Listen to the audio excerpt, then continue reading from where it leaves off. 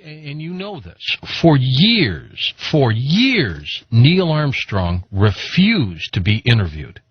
I found that to be one of the strangest things of anything. You would think that the first man on the moon, the national hero that he is, would have talked to everyone about the experience, about the wonder. That didn't happen. His role model was Lindbergh, and Lindbergh became a very public person and was very much out there with his political views and all that. You'd think that Neil would have at least wanted to be a role model for the next generation.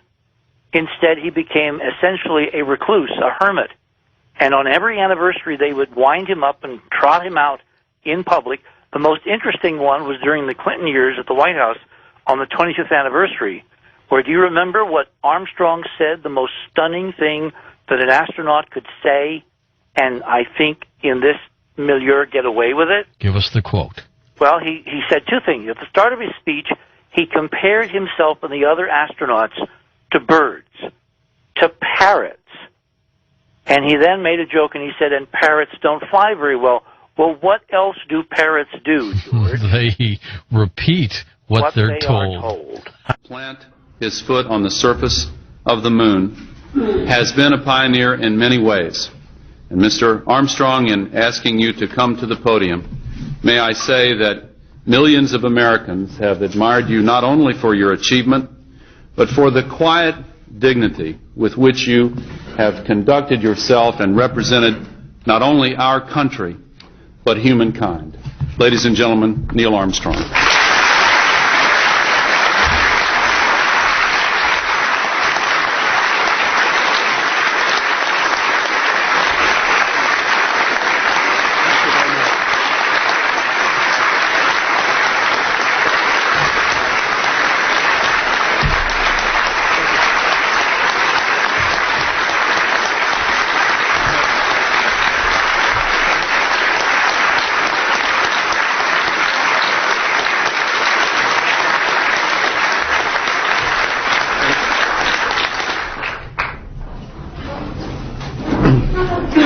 Thank you, Mr. Vice President, Mr. President, members of Congress, fellow astronauts, ladies and gentlemen.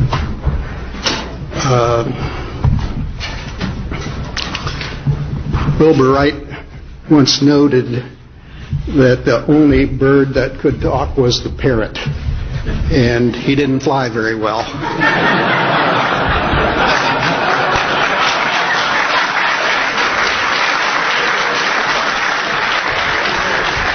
So I'll be brief. This week, America has been recalling the Apollo program and reliving the memories of those times in which so many of us here, the colleagues here in the first rows, were immersed. Our old astrogeology mentor, Gene Shoemaker, even called in one of his comets to mark the occasion with spectacular Jovian fireworks.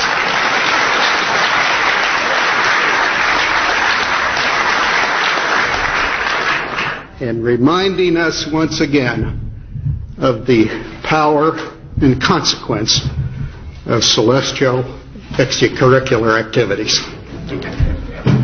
Many Americans were part of Apollo, about 1 or 2 in each 1,000 citizens, all across the country. They were asked by their country to do the impossible, to envisage, to design, and to build a method of breaking the bonds of Earth's gravity, and then sally forth and visit another heavenly body. The principal elements, leaving Earth, navigating in space, and descending to a planet unencumbered with runways and traffic controls, would include the major requirements necessary for a spacefaring people. Today, a space shuttle flies overhead with an international crew. A number of countries have international space programs. During the space age, we have increased the knowledge of our universe 1,000-fold. Today we have with us a group of students among America's best. To you, we say, we have only completed a beginning. We leave you much that is undone.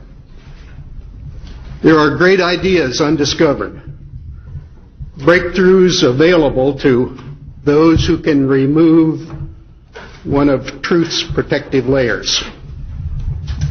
There are places to go beyond belief. Those challenges are yours. In many fields, not the least of which is space, because there lies human destiny.